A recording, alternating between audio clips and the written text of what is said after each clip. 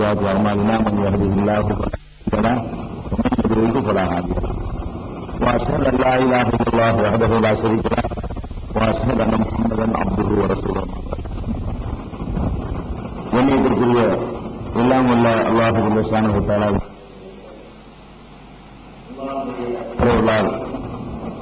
ஒவ்வொரு ஞாயிற்றுக்கிழமையும் நபிமார்களுடைய வரலாறு என்ற இந்த தொடர் நிகழ்ச்சியில பல நபிமார்களுடைய வரலாறுகளை நாம் அறிந்து வருகிறோம்.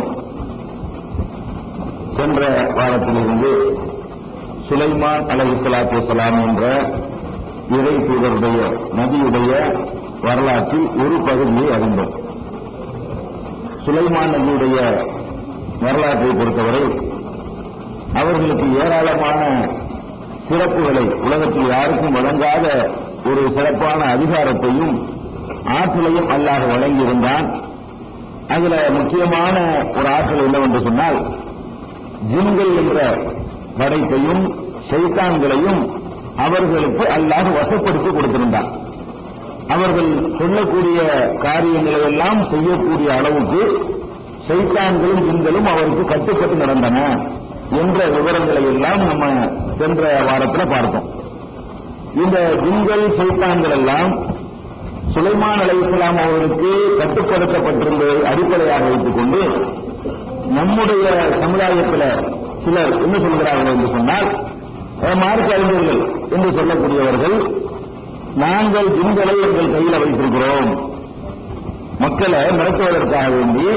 ஏன்னா ஜின்னி என்றால் நம்ம விளங்கி வச்சிருக்கோம், எல்லா முஸ்லீமுக்கும் தெரியும், அது ரொம்ப பவர்ஃபுல்லானது, நம்மளை விட அதிகமான சக்தி வாய்ந்தது, வலிமை கூடியது என்றெல்லாம் நம்ம விளங்கி வச்சிருக்கிற காரணத்தினால சில பேர் என்ன செய்யறாங்க என்று கேட்டா, ஏதாவது ஒரு பொருளை திருடி போட்டுன்னு வைங்க, அதுக்கு போய் நம்ம கம்ப்ளைண்ட் பண்ணோம்னா நாங்க கண்டுபிடிச்சிருவோம். எப்படி கண்டுபிடிப்பீங்க? ஜின்னு வச்சிருக்கிறோம்ல, அது போய் கரெக்டா எங்க நிற்குதுன்னு அந்த பார்த்து சொல்லிடும். அது மாதிரியான ஒரு அடிப்படை.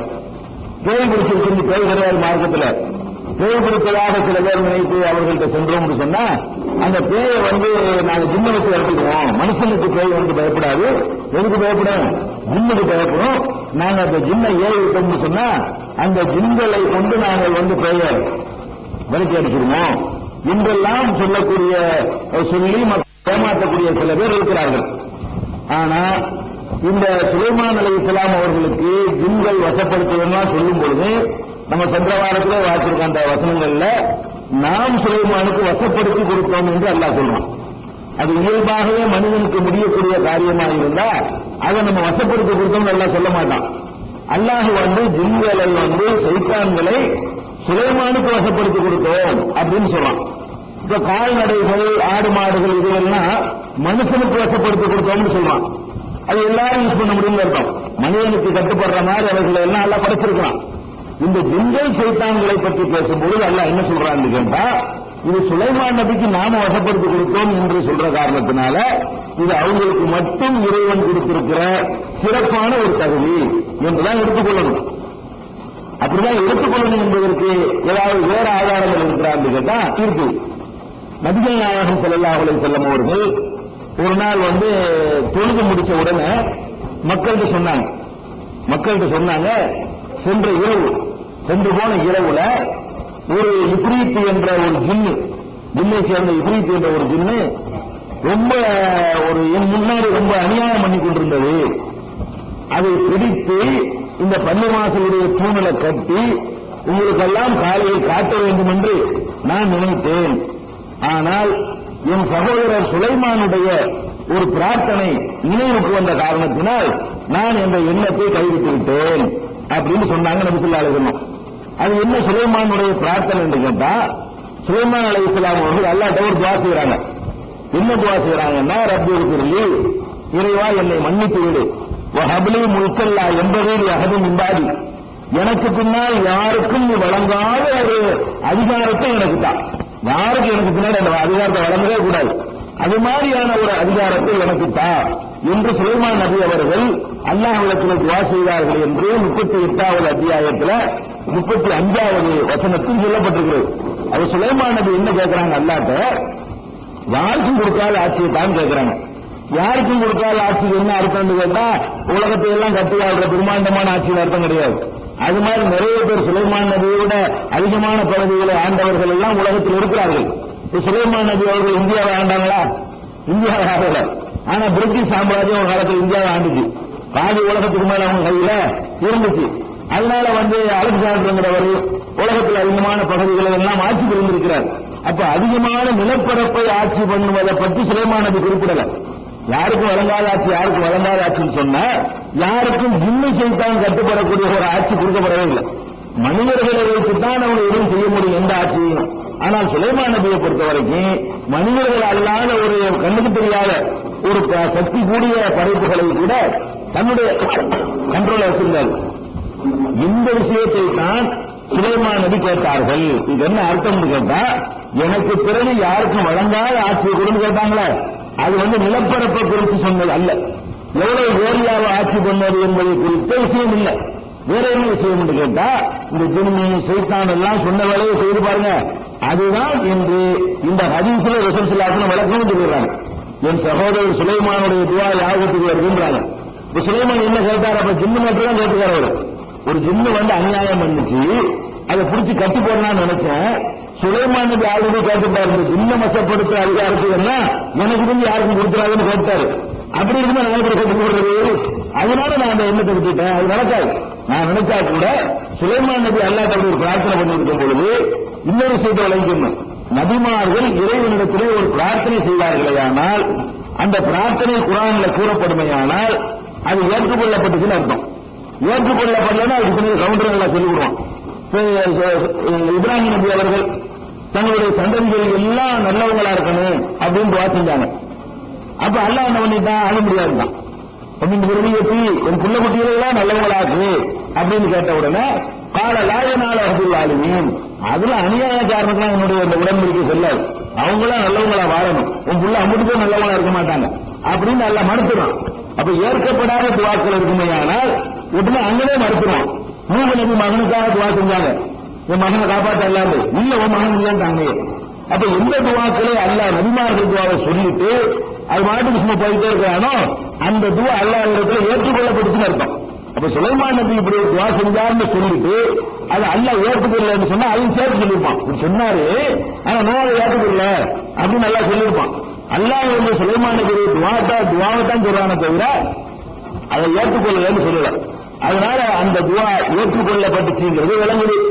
அந்த துவா ஜின்னு சைத்தானை வசப்படுத்துறது சம்பந்தப்பட்டதுதான் என்பதும் இந்த ஹதீஸ்ல வழங்கும். இந்த ஹதீஸ் புகாரியில 461, 1210, 3423, 4808 ஆகிய 4 இடங்கள்ல இந்த சம்பவத்தை ரசூல் ஸல்லல்லாஹு அலைஹி வஸல்லம். இந்த சம்பவம் நேற்று இரவு ஒரு ஜின்னு அநியாயம் பண்ணுச்சு, அதை புடிச்சு காலையில பள்ளியாசல்ல கட்டி போட்டு எல்லாரையும் காட்டி இந்த உள்ள சின்ன பிள்ளைங்க எல்லாம் பார்க்குமாறு செய்ய வேண்டும் என்று நான் விரும்பினேன். ஆனால் என் சகோதரருடைய சுலைமானுடைய துவா நினைவுக்கு வந்துவிட்டது, அதனால் அந்த எண்ணத்தை கைவிட்டு விட்டேன் என்று நபிகள் நாயகம் ஸல்லல்லாஹு அலைஹி வஸல்லம் சொன்ன இந்த செய்தி புகாரில இவ்வளவு இடங்கள்ல பதிவு செய்யப்பட்டுகிறது. அப்ப நம்ம என்ன வழங்கிக் கொள்றோம்? சைத்தான் ஜின்களை சுலைமானுக்கு வசப்படுத்தி கொடுத்தோம் என்று அல்லாஹ் சொல்ற காரணத்தினாலையும் நபிகள் நாயகம் ஸல்லல்லாஹு அலைஹி வஸல்லம் அவர்கள் சுலைமானுடைய துஆவுக்கு அர்த்தம் இதுதான். ஜின்னு சைத்தானை கட்டுப்படுத்துற விஷயத்தை தான் அவர் கேட்டாரு. எனக்கு கொடுத்தவாறு யாரும் கொடுத்துறாத, நான் தான் இந்த ஜின்னு சைத்தானை கட்டுப்படுத்துறேன், எனக்கு பின்னாடி நீ யாருக்கு இதெல்லாம் கொடுத்துறாத அல்லான்னு சொல்லி அவர் கேட்டாரு. அதுதான் இதுக்கு அர்த்தம் ரசூல் ஸல்லல்லாஹு அலைஹி வஸல்லம் சொன்ன காரணத்தினாலையும் சுலைமான் நபிக்கு முந்தியும் சரி பிந்தியும் சரி ஜின்களை யாராவது வசப்படுத்தியா சொன்னால் அது பொய். அது முந்தியாவது இருக்கலாம். ஏன்னா அவர் அது கேட்கல, எனக்கு பிந்தி கொடுத்ததான் கேட்கிறார். சுலைமான் நபிக்கு முந்தி வாழ்ந்த யாருக்காவது கொடுக்கப்பட்டதாக வந்தால் கூட நாம் அதை மறுக்க தேவையில்லை.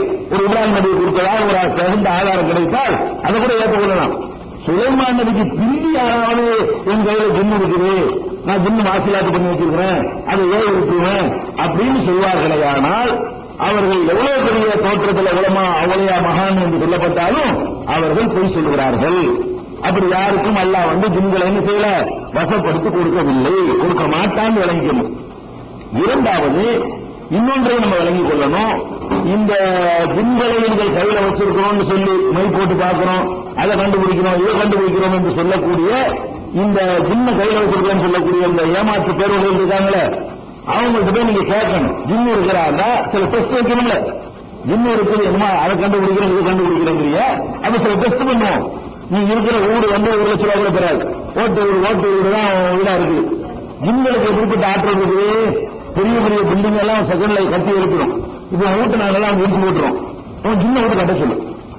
ஜின்ன வந்து ஜின்ன இருக்கலப்பா, ஜின்ன வச்சிருக்கிறே இல்லையா, அந்த ஜின்ன வச்சு போ வீட்டு பெருசா கட்டி காட்டு, பிரம்மாண்டமான அரண்மனையை கட்டி காட்டு அப்படின்னு சொல்லணும்.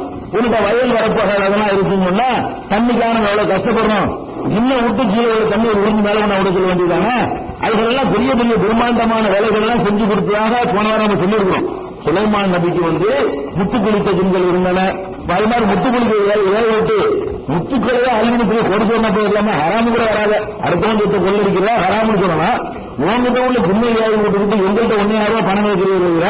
உங்ககிட்ட நெசமா ஜின்னு இருந்தா அந்த ஜின்னை அனுப்பி விட்டு கடல்ல முத்து குளிக்க சொல்லி முத்துக்களை மூட்டை மூட்டையா இருக்கலாமே. எங்கே போயிருந்தேன் பணக்கார பெரிய அளவுல முத்துதான் விளம்பரம் பொருளுங்க. கடல்ல போய் எந்த சுத்தில முத்து இருக்கு நம்ம கண்டுபிடிக்க முடியாது. ஜின்கள் வந்து கரெக்டா கண்டுபிடிச்சு எடுத்துட்டு வந்துடும். உன் கையில அப்படியெல்லாம் ஜின்னு சைத்தான்களை கட்டுப்படுத்துற ஆற்றல் இருக்கணும். ஆனால் இந்த போலி பேர்வழிகள்கிட்ட அவர்கள் என்ன செஞ்சிருக்கணும், இந்த மாதிரி முத்துக்களுக்கு மூட்டை மூட்டையா வைத்து பெரிய கோடீஸ்வரர்களா ஆகியிருக்க வேண்டும். அவளை நம்மள்கிட்ட எட்டி பிழைக்கிற மாதிரி தான் ஆக்கி வச்சிருக்கான். அதே மாதிரி பூமியில எவ்வளவு தங்க சுரங்கங்கள்லாம் இருக்குது. அதுல போய் இருக்கு தங்கத்தெல்லாம் யாரும் வந்துக்கிட்டு வான்னு சொல்லி ஏறி விட்டு டெய்லி மூட்டை மூட்டை தங்கம் வந்து இறங்கணும். இந்துல ஏறி விட்டு சொல்லி கோளாறு அங்க தென்னாப்பிரிக்காவில் உள்ள சுரங்கம் அங்கெல்லாம் அனுப்பிவிட்டு தங்கத்தை கொண்டாந்து சேரு. அது வெளிநாட்டுக்கு ஹஜ்ஜி விட்டிக்கு போக வேண்டியிருக்கு. நீ பாசு போட்டு விசாரணை எடுத்துட்டு போக கூடாது. இன்னும் சொன்னா உடனே விட்டு போகுது. ஹஜ்ஜிக்கு போகணும்னு சொன்னா கரெக்டா பண்ணி அந்த இடத்துல கொண்டு சேர்த்துணும். ஹஜ்ஜி முடிச்சோன்னு என்னை கொண்டு மெட்ராஸ்ல கொண்டா விட்டுருணும். அப்ப நீ எதுக்கு வெளிநாட்டுக்கு போற, பஸ்ல போற, கார்ல போற, இங்க இருந்து மதுரைக்கு போற இருந்தா ஜிம்மு வச்சுக்கிற ஒரு பஸ்ல ஏறி போறீங்க, டிக்கெட் எடுத்துட்டு போறீங்க. அதுவும் எவ்வளவு ஆற்றல் உள்ளதா இருக்கு. ஜிம்முல சொன்னா கொண்டு 10 நிமிஷம் எடுத்து போய் 10 நிமிஷமா அதோட மாஸ்டா வேலை செய்யும். அந்த சுலைமான் நபி இன்னொரு சம்பவம், அந்த இன்னொரு நாட்டினுடைய ராணியுடைய சிம்மாசனத்தை தூக்கி சொல்லுவாங்க பாருங்களேன். அப்ப வரும்போது கண்ணோடு தரப்புகளை கொண்டாந்து வச்சு நல்லா சொல்றான். அப்ப ஜிம்களுடைய அந்த வேகம் இருக்கு பாருங்க, நீ ஜெட் விமானத்தில் போறதை விட அதிகமான பாஸ்டாவே போயிடலாம். அப்ப என்னத்துக்கு வேண்டி இப்ப சொல்லிட்டு இருக்கிறோம்ல, இப்போ ஜிம்மிய கையில் இருந்தா ஒரு வார்த்தைக்கு அடுத்த வார்த்தை சொல்ற இடத்துல நம்ம மக்கள் இருக்கணும். அவ்வளவு வாசம் பண்ணி விட்டுரும். அப்ப அந்த மாதிரி எல்லாம் செஞ்சு காட்டுகிறாங்களா? ஜிம்களை வைத்திருக்கிறோம் என்று சொல்லக்கூடியவர்கள் வந்து நம்மிடத்தில் அவர்கள் வந்து அற்பமான பொருளாதாரத்தை எதிர்பார்த்துக் கொண்டு இருப்பது என்று விளங்குது. இது பொய். அவ்வளவுதான். இதெல்லாம் பெரிய பாரதூரமான டெஸ்ட். எங்களுக்கு ஆசை இல்லை அப்படின்னா செய்யக்கூடாது சொல்லலாம். முதுகுல குத்துறங்க ஜின்ன வந்து தடுக்க சொல்லு. நீ ஜின்ன இருக்கணும். முதுகுல நீ ஜின்ன வச்சுக்கலப்பா, நான் முதுகுல குத்துவேன். ஆனா நீங்க கையினால தடுக்க கூடாது. எது தடுக்கணும், அந்த ஜின்ன வந்து என் கையை பிடிக்கணும். அப்ப அதுக்கு அந்த டெஸ்ட் ஒத்துக்கிறான்னு கேளுங்க, மாட்டேன். அப்ப என்ன அர்த்தம் இல்ல, ஜின்னுல கைவசம் இல்லைன்னு அர்த்தம். நடைமுறையும் நல்லா காட்டுது. குர்ஆன் ஹதீஸ்லயும் அதற்கு அனுமதி இல்லை, ஏமாத்துறதுக்கு அல்ல அனுமதி கொடுக்கல. அல்லாஹ் வந்து மக்களை ஏமாத்துற மாதிரி யாரும் விட மாட்டாங்க. இதுக்கு நபிமார்களுக்கு மட்டும் அல்லாஹ் கொடுத்தான், அவங்க ஏமாற்ற மாட்டாங்க. எனக்கெல்லாம் கொடுத்தா எனக்கு கொடுப்பானா, எனக்கெல்லாம் கொடுத்தா என்னை எத்தனை பேர் எழுதிப்பான், அவனுக்கு மியூசிக் காலி கொண்டு வந்துருவாங்கல்ல, நம்ம எல்லாம் அதை மிஸ்யூஸ் பண்ணப்படுவோம். அதுக்குதான் இந்த ஜின்களை மனிதர்களை ஏமாத்துறதுக்கான வாசலை எல்லாம் அவங்க அடைச்சி வச்சிருக்கிறோம். ஆனா எவ்வளவு மட்டும் கொடுத்திருக்கிறான், இந்த நபிமார்களுக்கு மட்டும் ஒரு சில அற்புதங்களை கொடுக்குறோம். அந்த அற்புதத்தை புலப்படுத்த மாட்டாங்க. எத்தனையோ அற்புதங்களை நபிமார்கள் செஞ்சாங்க, அவங்க பிழைப்பு நடத்தினது இல்லை. அப்ப இதை வந்து விளங்கிக்கணும்.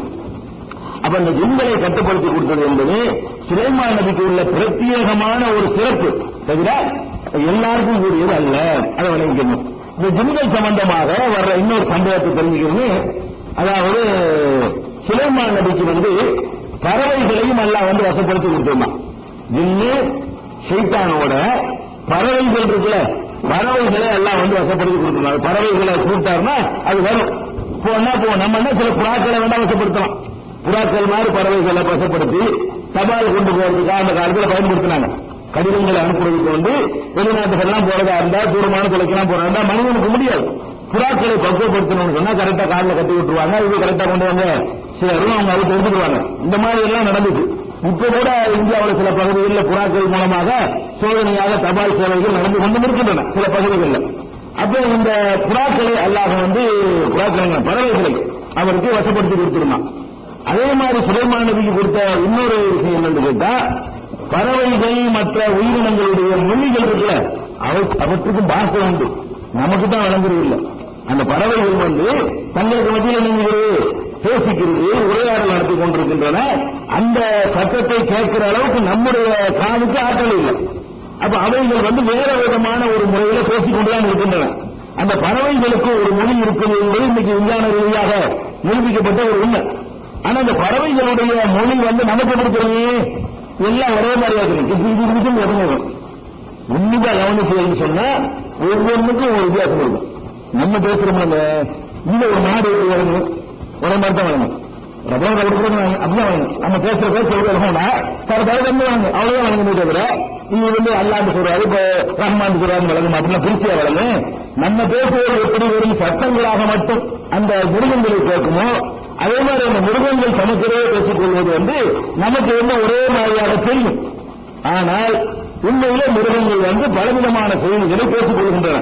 அதனாலதான் சில கோழிகள் நீங்க பாத்தீங்கன்னு சொன்னா, கோழி கொஞ்சம் நிற்கும் போது ஒரு டைப்பா சட்டம் கொடுக்கும். கொடுத்த உடனே இன்னும் பொருள் பதிஞ்சிடும், பருந்து வரும். பருந்தை பார்த்த உடனே கிராமங்களில் இருக்கிறவங்க அனுபவிச்சிருக்கீங்க, பருந்து மேல பறக்கணும், நல்ல பருந்துமாங்கல்ல, அந்த பருந்து வந்துச்சுன்னு சொன்னா கோழி கொஞ்சம் தூக்கிட்டு போயிடும். அதுக்கு என்ன செய்யும், கோழி ஒரு கோழி பார்த்துருந்தீங்கன்னா சிக்னல் கொடுக்கும், ஒரு மாதிரி அதுக்கு ஒரு சவுண்ட் இருக்குது. அந்த சவுண்டை கொடுத்த உடனே குரு கோழி நிற்க பெருவிடும். எல்லாம் அந்த சத்தம் கேட்கிற எல்லா கோழிகளும் போய் டக்கு டக்குன்னு அந்த பறந்து பிடிக்காத ஒரு லெவல்ல போய் ஒழிஞ்சிக்கிறோம். இது பார்த்துட்டு சும்மா இருக்க வேண்டியதானே, பார்த்துட்டு தன்னளவு பாதுகாத்துக் கொள்ளாம மெசேஜ் சொல்லியா இல்லையா, தன்னளவுக்கு பாதுகாத்துக்கு இந்த கோழி இருந்திருக்கலாம்ல. அது என்ன செய்யுது, அடுத்த கோழிகளுக்கு எச்சரிக்கை பண்ற காட்சியை பார்க்கிறோம். ஒரு பூச்சி ஏதாவது பிடிச்சிச்சுன்னு வைங்க, ஒரு தாய் கோழி அது ஒரு சவுண்டை கொடுக்கும், இந்த வாங்க விஷயம் இருக்குன்னு சொல்லி குஞ்சா உருவாக்கும். அப்ப அந்த குஞ்சுகளை அழைப்பதற்காக அது ஒரு சவுண்ட் கொடுத்த உடனே கோழி குஞ்சுகள் தாயை தேடி வருகிற அது அதுக்கு தகுந்த மாதிரி குரல் கொடுத்தா தானே வரும். ஒரே மாதிரியா இருந்தா எப்படி வரும், ஒரு மாதிரி குரல் கொடுத்தா பதிந்து, ஒரு மாதிரி குரல் கொடுத்தா ஓடி வருது, ஒரு மாதிரி குரல் கொடுத்தா ஓடி ஒழிச்சு ஓடுது. நாயை கண்டுக்குங்க, ஒரு மாதிரி குழந்தைகள் பயங்கரமா ஒரு அடங்கு, இப்படி எல்லாம் ஒவ்வொருக்கும் ஒரு டைப் இருக்குது. இது இந்த கோழி மாதிரி விஷயமா இருக்கணும், காதல விளங்குது. சத்தமே வராம பேசக்கூடிய ரொம்ப குறைந்த டெசிபல்ல பேசக்கூடிய எறும்பு இதெல்லாம் கூட பேசி அதோட சத்தம் நமக்கு விளங்கல என்று சொன்னா அது எப்படி கரெக்டா ஒரு மெசேஜ் அனுப்புது நம்ம பார்க்கிறோம். ஒரு அரிசி இருக்கும், ஒரு அரிசி அது ஒரு அரிசி ஒரு எறும்பு எடுத்துட்டு போக முடியுமா, முடியாது. கொஞ்ச நேரம் பாத்தீங்கன்னா அதுக்கிட்ட ஒரு 50 எறும்பு கரெக்டா வந்துடும். அது ஒரு மெசேஜ் அனுப்புது, அந்த காலுக்கு அந்த மெசேஜ் அனுப்பி அந்த காலுக்கு நம்மளுக்கு ஒரு குறிப்பிட்ட ஒரு டெசிபல் இருந்தா தான் நம்ம காது கேட்க முடியும். அந்த அளவோட குறைவான சவுண்டுகளை நம்மால் கேட்க முடியாது. அப்படி எல்லாம் படைச்சிருக்கலாம். அப்ப இந்த எறும்புகளும் தம்முடைய தோழர்களுக்கு செய்தி அனுப்புறதுனாலதான் அவங்க எல்லாம் ஒரு இடத்துல அசம்பிள் ஆகுறாங்க. கோயில் போய் வாங்கின குடிக்க வருது, எறும்பு கோயில் போய் ஒரு எறும்பு வாங்கின குடிக்க வருது, இருந்த இடத்துல நிக்கி அது மாட்டுக்குன்னு போய் ஒரு எறும்பு நினைச்சுன்னா கொஞ்சம் நேரத்தில் 2-3 நாள் எல்லாம் சேர்ந்து ஒரு அரிசி எடுத்துட்டு போய் அரிசிங்கிறது பெரிய விஷயம் தானே, ஒரு லாரியில் நம்ம தள்ளுற மாதிரி மேற்கொண்டானது அதுக்கு முடியாது. அதை ஏற்றிட்டு போய் செய்த ஒரு இடத்துல சேர்க்கிறதுக்காக முயற்சி பண்ணுது. அப்ப இந்த மாதிரி எறும்புகளுடைய பாஷை, பறவைகளுடைய பாஷை எல்லாம் அதெல்லாம் பாஷை இருக்குது. அதை சுலைமான் நபிக்கு மட்டும் எல்லாம் கற்றுக் கொடுக்கணும். அது என்ன பாஷை அதனுடைய சகாக்களுக்கு சொல்லுதோ அது யாருக்கு விளங்கு, சுலைமான் நபிக்கு. அந்த காலையில் அந்த புரோகிராம் அதில் அமைச்சிருக்கான். அவருக்கு அந்த குறைந்த டெசிபல்ல இருந்தாலும் விளங்கு, அது என்ன நேற்று சொல்லுது என்பதும் விளங்குங்கிறத நம்ம பார்க்கிறோம். இன்னைக்கு கூட இந்த பறவைகளுடைய மொழிகளை ஓரளவுக்கு அனுமானமா அறிந்து கொள்ளக்கூடிய சில பேர் இருக்கிறாங்க. நீங்க சொல்லலாம் பறவை மொழி சலிமொழி என்ன இருக்காரா இல்லையா, அது அவர் சலிமொழி சொல்லியா அவர் ஒருத்தர் இருக்காரு, பறவைகள் என்ன இது என்ன பேசுன்னு சொல்லிடுவாரு, ஜோடியை கூப்பிடுது, சாப்பாடு பசிக்குன்னு சொல்லுது அப்படின்னு கண்டுபிடிப்பாரு. அதெல்லாம் கூட சத்தம் வரக்கூடிய பிராணிகளுக்கு தான் அவங்க எல்லாம் கண்டுபிடிக்க முடியும். சத்தம் வராம பேசக்கூடிய எறும்புலாம் இருக்க அதனுடைய சவுண்டுகளுக்கு அர்த்தம் பண்ணி அது வரவே வராது, காது கேட்டால். காது கேட்கக்கூடிய கோழி, ஆடு, மாடு, மாடு அந்த மாதிரி சத்தம் காதுக்கு வருது பாருங்க, அதிகமான டெசிபல்ல உள்ளது, அதுகளுக்கு அவர்களெல்லாம் கண்டுபிடிக்க முடியும். சுலைமான் நபியை பொறுத்த வரைக்கும் எல்லா விதமான உயிரினங்களுடைய மொழியும் அவருக்கு எல்லாம் விளங்க வச்சிருந்தான். ஏதோ ஒரு சிறப்பு கொடுக்க நினைச்சிருக்கான். அதுல இந்த சம்பவமாக தொடராக 27வது அத்தியாயத்தை எடுத்துக்கிட்டீங்கன்னா அதுல 16 ஆரம்பிச்சு 44 வரைக்கும் 27வது சூறாவுல 16 ஆரம்பிச்சு 44 வரைக்கும் வரிசையா இந்த செய்திகளை நிறைய அல்லாஹ் சொல்றான் வரிசையா. அதை முழுக்க அப்படி நம்ம வாசித்தாலும் போதும். வரிசை சுலைமான் தாவூத். சுலைமான் நபி தாவூதுக்கு வாரிசானார். கால யா அய்யுஹன்னாஸ், மனிதர்களே, உள்ளிமுனா மன்சிகத்தையில் பறவையின் மொழிகள் எங்களுக்கு கற்றுத்தரப்பட்டிருக்கிறது. அவர் மக்களுக்கு சொல்றார். சுலைமான் நபி சொன்னாரு, பறவையினுடைய மொழிகள் எங்களுக்கு, அதனுடைய பேச்சு எங்களுக்கு கற்றுத்தரப்பட்டிருக்கிறது. ஊட்டினா மின்குள்ளி செய்யும் எல்லா விதமான பொருள்களும் இறைவனால் எங்களுக்கு வழங்கப்பட்டிருக்கிறது. இன்னஹாலா லஹுவல் ஃபதுல் முபீன், இது ஒரு மகத்தான ஒரு அறிவுதான் என்று சுலைமான் நபி அவர்கள் மக்களை நோக்கி சொன்னார்கள் என்று சொன்னார்கள். நபி பேச மாட்டார்கள். அல்லாஹ் கற்றுக் சொல்லுவார். அவரு இதுல இருந்தவருக்கு பறவையினுடைய மொழிகள் தெரிந்தன என்பது தெரிய வருகிறது. அதுக்கப்புறம் சுலைமான் நபி அவர்கள் ஜின்னு, மனிதன், பறவை இந்த பட்டாளங்களோடு என்ன செய்யறாரு, புறப்பட்டு போறாரு. ஒரு இடத்துக்கு போயிட்டு இருக்கிறார். சுலைமான் நபியும் போறாரு. மனிதர்கள் இருந்த படை வீரர்களும் கிளம்பி போறாங்க. அவருக்கு வசப்படுத்தி கொடுத்த ஜின்களும் போய்கிட்டு இருக்கிறார்கள். அவருக்கு கட்டுப்படுத்தி கொடுத்த பறவைகளும் மேல பறந்தபடியே அவரோடு சேர்ந்து பயணப்பட்டுக் கொண்டிருக்கின்றன. அப்படி வரும்பொழுது ஹத்தா இலவ் அத்தவ் அலா வாடின் நம்மை, ஒரு எறும்பு புற்றுக்கு அருகே அவர்கள் வந்த பொழுது காலத்து நம்மளத்தும் ஒரு எறும்பு சொல்லு, என்ன சொல்லு, எறும்புகளே உள்ள போயிருங்க, இந்த சுலைமான் அவருடைய படைகள் வந்து கொண்டிருக்கிறார்கள், இவர்கள் உங்களை மிதிச்சிருவாங்க, பெரிய கூட்டமா வருது, இந்த இடத்துல நின்றீங்க என்று சொன்னா அவங்க அறியாத நிலையில விழுந்து மிதிக்க மாட்டாங்க. லா யஹ்தி மன்னக்கும் சுலைமான் ஜுனூதுஹு வஹும் யஷ்உரூன், அவங்க அறியாத எறும்பு மிதிச்சிட்டு போயிடுவாங்க அப்படின்னு எறும்பு மற்ற எறும்புகளுக்கு சிக்னல் கொடுக்கலாம். அந்த மெசேஜ் அனுப்பின உடனே எறும்பு இறங்குவேன் பச்சமா லாகிக்கும் கௌலியா, அதனுடைய சொல்லை கேட்டு சுலைமான் நபி அவர்கள் புன்னகை பூத்தார். பேசிக்கிட்டு ஒரு சிரிப்பு செஞ்சுக்கிட்டார். சுலைமான் நபி அவர் சிரித்துக் கொண்டார். அவன் சொல்லி காட்டுறான். அப்படி அப்பதான் அவர் கேட்கிறாரு, யாரெல்லாம் நீ எனக்கு இந்த நீ செஞ்ச அருளுக்கு நன்றி செலுத்தக்கூடியவனாக என்னை ஆக்கி வை, எனக்கும் என்னுடைய பெற்றோருக்கும் நீ புரிந்த அருளுக்காக வேண்டி நான் உனக்கு நன்றி செலுத்துறேன் அப்படின்னு சொல்லி முடிச்சிடறாரு. அப்ப இதுல என்ன வழங்குதுன்னா, பறவையுடைய பாஷை அவருக்கு தெரியுது. பறவைன்னா பறவையோடு கொண்டு கூட எறும்பு இருக்கு. அது பறவையை கொண்டு கருத்து என்னன்னு கேட்டா எல்லா ஜீவராசிகளுடைய மொழியும் அவருக்கு தெரிஞ்சிருக்குன்னு விளங்குது. எறும்பும் தெரிஞ்சிருக்கு. எறும்பு பறவைகள் இல்ல, பறவை மொழி தெரிஞ்ச மாதிரியே எறும்பு மாதிரி ஊருக்கு செல்லக்கூடியவற்றினுடைய பாஷைகளும் அவருக்கு தெரிஞ்சிருக்கிறது. இதுக்கிடையில அந்த தொடர்ச்சியில் அப்படி வருது. குதி குதி என்று பறவைகள் எல்லாம் அவருக்கு வசப்படுத்த எல்லாம் கொடுத்திருந்தாங்க இல்லையா, பறவை எப்படி பார்க்கிறாரு, எல்லாம் கரெக்டா இருக்கு, பருந்து இருக்கு கரெக்டா சரி இருக்கு, பறவைகள் அவருக்கு உதவி செய்யக்கூடிய அந்த படைகளை எல்லாம் கொடுத்திருந்தான். நிழல் வரக்கூடியதற்காக வேறு வேறு காரணத்திற்காகவோ பறவைகள் அவர் கோஷப்படுத்தி இருந்தன. அதுல ஒரு பறவை ஒரு பறவையை காணும் எண்ணி பார்க்கிறாரு. அந்த ஹுதுஹுது என்ற ஒரு பறவை அங்க காணல. அது அல்ல சொல்லி காட்டுறான். ஒரு மக்களை பெயர சொக்கால மாலில்லா அரை ஹுதுஹுத அம்கான மினல் காயிதீன், பறவைகளை எல்லாம் அவர் கணக்கெடுத்தார். கரெக்டா இருக்கலாம்னு சொல்லி கணக்கெடுத்து பார்த்தார். அப்ப ஹுதுஹுது பறவையை காணவில்லையே, அது என்ன மறைந்து விட்டதா என்று அவர் உடனே கேட்கிறார். லவ் அஜிபன்னஹு அலாபன் சதீதன், அதை நான் கடுமையா தண்டிப்பேன். அல்லாஹ் வசப்பட்டு கொடுத்திருந்தாங்கல்ல, அதனால இன்னும் நாளைக்கு எண்ணி பார்க்கும்போது இல்ல, ஏதோ அது டேட்டா கொடுத்துட்டு போய் விட மாட்டான், வந்தா என்ன செய்வேன், கடுமையா கண்டிப்பேன் அப்படின்னு சொல்றாரு. அஜிப் அன்னஹு அலாபன் சதீதன், கடுமையான முறையில் அதை தண்டிப்பேன். அவளை அதுப அன்னஹு, அல்லது அறுப்பேன், அதை அறுத்துவேன், கருத்து அறுத்து கொண்டுருவேன். அல்லது அவளை ஏற்று எண்ணி சுல்தானே முடியும், அல்லது தெளிவான ஒரு காரணத்தோட என்ன சொல்லணும். ஏன் இல்லைன்றதுக்கு என்ன செய்யணும், காரணம் சொல்லணும். நான் புறப்பட்டு வரும்போது எல்லா பறவைகளையும் கொடுத்தா வரணும், இந்த ஒரு பறவை மட்டும் காணும் அப்படின்னா நான் இதை தண்டிப்பேன், இல்லைன்னா அறுப்பேன், இல்லைன்னா ஒரு தகுந்த ஒரு முகாந்திரம் சொல்லணும். ஏன் வரல, என்ன வேலையினால தாமதமாக இருக்குங்கிறத காரணம் சொல்ல வேண்டும் என்று அவர் சொன்னார். இது 27, 29 தொடர்ச்சி வரலாம். கைரபாயி கொஞ்ச நேரம் கூட கழியவில்லை, உடனே வந்துருச்சு. எண்ணி பாடு திட்டிட்டு இருக்கிறாரு. உடனே அந்த புதுகுடுங்கிற பறவை வந்துவிட்டது. அகத்து விமானம் தொகுத்து புகி, உங்களுக்கு தெரியாத ஒரு செய்தியோடு நான் உங்கள்கிட்ட வந்திருக்கிறோம். உங்களுக்கு தெரியல, உங்களுக்கு சுலைமானே உங்களுக்கு தெரியாத ஒரு செய்தியோடு உங்களுக்கு நான் வந்திருக்கிறேன். சபையின் நபரின் சபை என்ற ஊரில் இருந்து ஒரு உறுதியான ஒரு செய்தியை பெற்று வந்திருக்கிறோம். சபை ஒரு நாடு, அந்த நாட்டில் உள்ள ஒரு செய்தியை பார்த்துட்டு அது ஒரு வித்தியாசமான ஒரு காட்சியை நான் பார்த்ததுனால அதை கூர்ந்து கவனிச்சு லேட்டா போச்சு. அதை பார்த்து மெசேஜ் நான் வந்திருக்கிறேன் அப்படின்னு சொல்லுது. சொன்ன உடனே விஷயத்தை வளர்க்குது. என்ன பார்த்துச்சா, இன்னி வஜத்து இம்ராத்தன், அங்கே ஒரு பெண்ணை நான் பார்த்தேன். சபைங்கிற நாட்டில் ஒரு பெண்ணு வந்து தமிழுக்கும் அவர்கள் மீது ஆட்சி செலுத்திக் கொண்டிருக்கிறார். அந்த நாட்டில் ஒரு பெண் இருக்கிறார். அவர்தான் அந்த நாட்டுக்கே வந்து அதிபராக இருக்கிறார். அந்த நாட்டை ஆட்சி செய்து கொண்டிருக்கிறார். ஊட்டியத்தை முன்கொள்ளி செய்யும் எல்லா பலங்களும் அவருக்கு வழங்கப்பட்டது.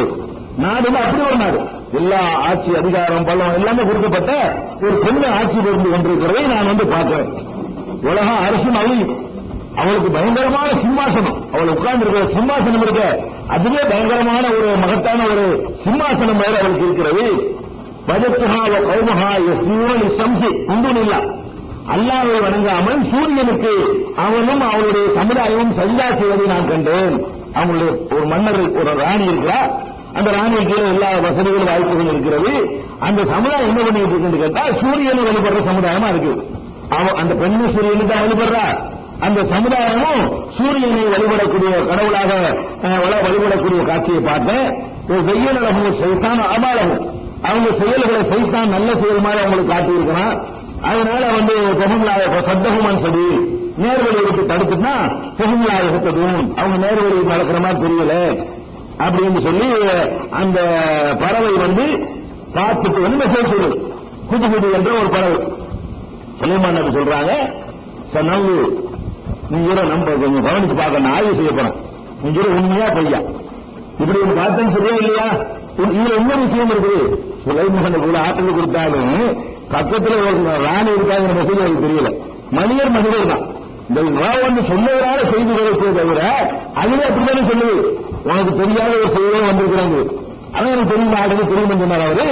அது சுலைமான் நபிக்கு எவ்வளவு ஆற்றல் இருந்தாலும் மனிதன் என்ற முறையில் அவருக்கு நமக்குள்ள ஆற்றல் தான் இருந்திருக்கு. அதுதான் வந்து சொல்லிக் கொடுக்கிற ஒரு எக்ஸ்ட்ரா ஒரு உதவிகளை எல்லாம் செஞ்சதுனாலதான் கூடுதல் செய்தியை அறிந்து கொள்ள முடிஞ்சு. இந்த பறவை வந்து சொல்றதுக்கு முன்னாடி இப்படி ஒண்ணு இருக்கிறாங்கிற ஒரு தெரியல.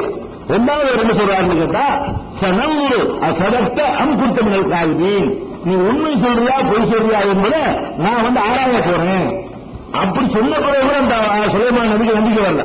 இந்த பறவை வந்து சொன்ன பிறகு கூட இருக்கத்தான் செய்யும் அப்படின்னு நினைக்கல. அவர் இன்னும் ஆய்வு செய்ய போறேன் அப்படின்னு சொல்லிட்டாங்க. சொல்லிட்டு என்ன செய்யறாங்கன்னு கேட்டா, சுலைமான் நபி அதை ஆய்வு பண்ணினாரு. அப்படி ஒண்ணு இருக்குன்னு தெரிஞ்சு அது அந்த விஷயம் வரல. அடுத்த விஷயத்தை எல்லாம் சொல்ல ஆரம்பிக்கிறோம். ஒரு கடிதத்தை கொடுத்து அந்த பறவைகிட்டே ஒரு கடிதத்தை அனுப்பி, இத போய் அவங்க முன்னாடி கொண்டு போடு, நான் ஒரு கடிதம் தருகிறேன், அதை கொண்டு போய் செய்ய அவர்கள் முன்னாடி போடு, அவங்க என்ன சொல்றாங்க என்பதை தூரத்தை நின்று பார்த்து கொண்டே இருக்கு. அவங்க சொல்ற பதிலோட என்ன செய்ய திரும்பி வா அப்படின்னு சொல்ற. இது ஹபீபி கிதாபி ஹாலா, என்னுடைய இந்த கடிதத்தை கொண்டு சென்று வாழ்த்துகை இலைகள் இதை வந்து அவர்கள்ட்ட கொண்டு போய் போடு. போட்ட உடனே சும்மத்தை வல்ல அன்பும் அவர்களை விட்டு சற்று ஒதுங்கி நின்றுகள். பொன்னூர் மாலா ஏஜுவன் அவங்க என்ன பேசிக் கொள்கிறார்கள் என்பதை கவனித்து எது சொல்லு அப்படின்னு சொல்லி அந்த பறவைக்கு என்ன செய்யறாங்க, சுலைமான் நபி ஒரு கடிதத்தை கொடுத்து அனுப்புகிறார்கள். காலில் கட்டு விட்டுருக்கிறோம், அதை கட்டு கூட்டு அனுப்பிட்டாங்க. அனுப்பின உடனே காலர் அந்த பெண்ணு சொல்றார், அங்க போயிட்டார். உடனே பாஸ்டாங்க கடிதத்தை கொடுத்து விட்டாங்க. போனவங்க சொல்ல மாட்டான், கொடுத்து விட்டார்கள் அர்த்தம். கொடுத்தார்கள், பறந்து செய்து கொண்டு போய் போட்டுச்சு.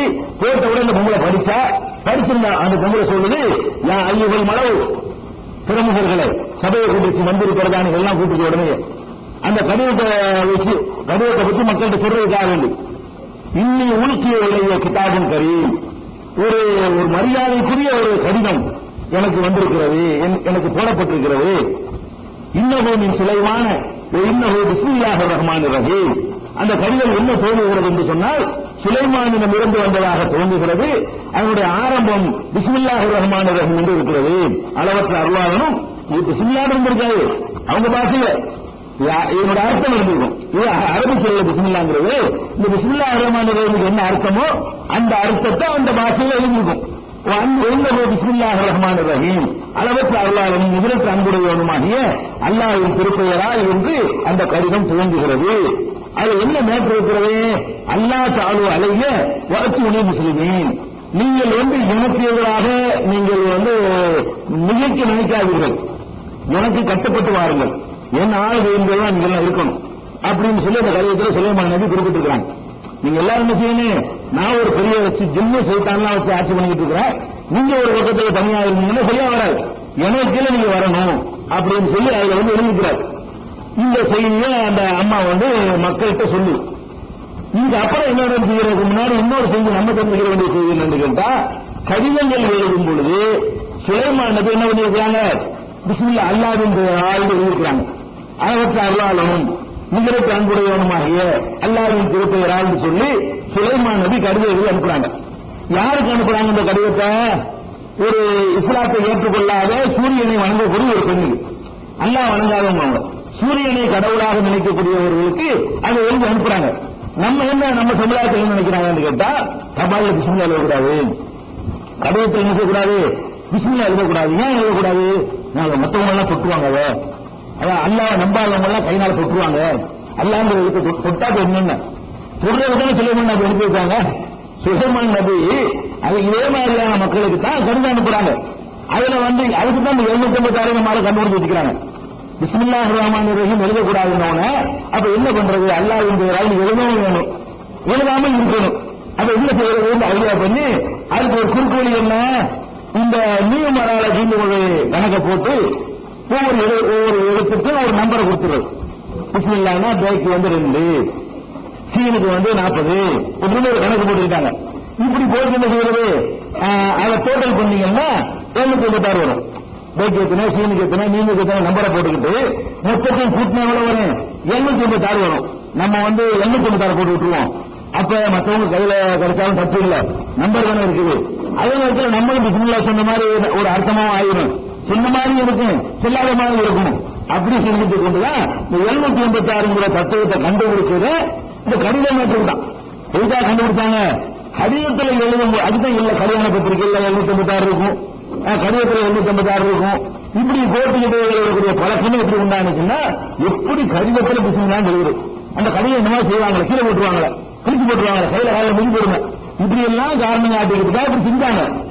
ஆனால் ஒரு நபி வந்து இதே மாதிரியான மக்களுக்கு அனுப்பி வைக்கிறாங்களே, அந்த கடிதம் எத்தனை பேர் தொட்டு பார்த்திருப்பாங்க, அந்த பொம்பளை ஏற்றுக்கிறவங்க எல்லாம் கெஞ்சியும் போட்டிருக்கலாம், என்ன வேண்டாலும் நடக்கலாம். அதுக்காக இந்த பிஸ்மில்லாவை சுலைமான் நபி தவிர்த்தார்களா, அவங்க தான் நம்பரை போட்டு அனுப்புனாங்களா? இந்த விளங்க நம்ம சொன்ன கடிதத்திலே நம்ம பிஸ்மில்லாஹிர் ரஹ்மானிர் ரஹீம் எழுதலாம், அல்லது அதனுடைய தமிழாக்கத்தை அளவற்ற அருளாளனும் நிகரற்ற அன்புடையவனுமாகிய அல்லாஹ்வின் திருப்பெயரால் எழுதலாம். அவ்வளவு பெருசா எழுத முடியாட்டா கூட அல்லாஹ்வின் திருப்பெயரால் என்ன செய்யலாம், எழுத வெறும் பிஸ்மில்லா அல்லாஹ்வின் திருப்பெயரால் கடிதம் எழுதலாம், கல்யாண பத்திரிகை எழுதலாம், என்ன வேண்டாலும் எழுதலாம், யாருக்கு வேண்டாலும் கொடுக்கலாம். இந்த எழுத்துக்களை தொடுவது அதெல்லாம் தப்புங்கிற மாதிரி எல்லாம் மார்க்கத்தில் சொல்லப்படவே இல்லை. அதனால சுலைமான் நபி அவர்களே ஒரு கடிதம் தன்னுடைய பெயரை போட்டுட்டு கடிதத்தினுடைய ஆரம்பம் என்ன, அல்லாஹ்வின் பெயரால் துவங்குகிறேன் அவர் ஆரம்பிக்கிறார். அப்ப அல்லாஹ்வின் பெயரால் துவங்குகிறேன் அவங்க ஆரம்பிச்சதுனால கடிதங்கள்ல இதை நம்ம போடலாம். போடுவது சுலைமான் நபியுடைய சுன்னத்து.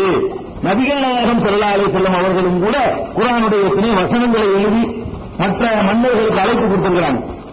இன்னைக்கு அந்த கடிதங்கள் பாதுகாக்கப்பட்டிருக்கு. நீதிமன்றங்கள்ல வந்து நபிகள் நாயகம் ஸல்லல்லாஹு அலைஹி வஸல்லம் அவர்கள் பல மன்னர்களுக்கு, ஹெர்குலிஸ் மன்னருக்கு அனுப்புனாங்க, கைசருக்கு அனுப்புனாங்க, கிஸ்ராவுக்கு அனுப்புனாங்க, எல்லா மன்னர்களுக்கு அனுப்பின கடிதங்கள்ல சில கடிதங்கள் இன்னைக்கும் பாதுகாக்கப்பட்டு பலவித நூலகங்கள்ல இருக்கிறது. அது என்ன இருக்கு, கிதாப் குர்ஆனுடைய வசனமே இருக்கும். தஆலா இலா கலிமத்தின் சவாயின் பைனனா வ பைனக்கும் அல்லா நஅபுத இல்லல்லாஹ் வலா நுஷ்ரிக பிஹி ஷைஆ இப்படின்னு வலா யத்தஹிது பாவனா பாவனா அர்பாபு மின் தூனில்லாஹ் இப்படின்னு சொல்லி குர்ஆன்ல உள்ள ஒரு அழைப்புகளை தான் அந்த கடிதத்தில் நபி ஸல்லல்லாஹு அலைஹி வஸல்லம் அவர்கள் எழுதியிருக்கிறாங்க. அப்ப கடிதங்கள்ல வந்து அல்லாஹ்வுடைய பேர் குறிப்பிட கூடாது என்று தப்பா நினைத்துக் கொண்டு இந்த 756 போடுற பழக்கத்தை நம்ம நிறுத்திடணும். அல்லாஹ்ங்கிற இந்தான 756 ஆகாது. நம்பர் முறை அது தனி, எழுத்து முறை தனி. நம்பர் வந்து எண்ணிக்கையை தான் சொல்லுமே தவிர ஒரு கருத்தை தராது. இந்த 786 பிஸ்மில்லாஹிர் ரஹ்மானிர் ரஹீம் மட்டும்தான் வருமா? இல்ல, வேற எத்தனையோ வார்த்தைகளுக்கு நம்பர் வரும். ஹரே கிருஷ்ணான் எழுதி கூட்டி பார்த்தா 756 கரெக்டா வருது. ஹரே கிருஷ்ணான் எழுதி ஹே கேத்தனா ரே கேத்தனா நம்பர் போட்டு பார்த்தீங்கன்னா அதை கூட என்னதான் வரும், 756 தான் வரும். 756 என்பது எத்தனையோ சொற்களுக்கு வரும். அதனால வந்து இந்த 756 போடுவது மார்க்கத்தினுடைய ஒரு சடங்கு மாதிரியே நினைக்கிறார்கள்.